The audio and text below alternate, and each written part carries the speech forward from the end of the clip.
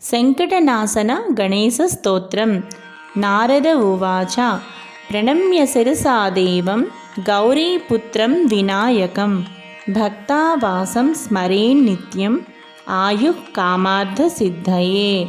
प्रथमं वक्रतुण्डं च एकदन्तं द्वितीयकं तृतीयं कृष्णपिङ्गाक्षं गजवक्त्रं चतुर्धकं लम्बोदरं पंचमं च षष्ठं विकटमेव च सप्तमं विघ्नराजं च धूम्रवर्णं तदाष्टमं नवमं बालचन्द्रं च दशमं तु विनायकम् एकादशं गणपतिं द्वादशं तु गजाननं।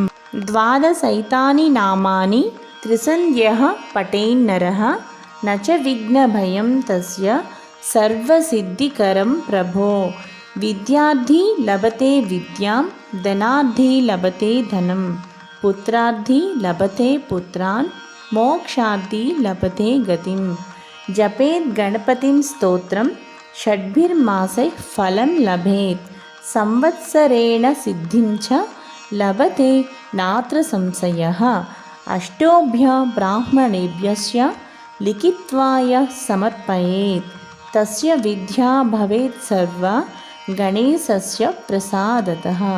इति श्री नारदपुराणे संकटनाशन गणेशस्तोत्रं सम्पूर्णम्।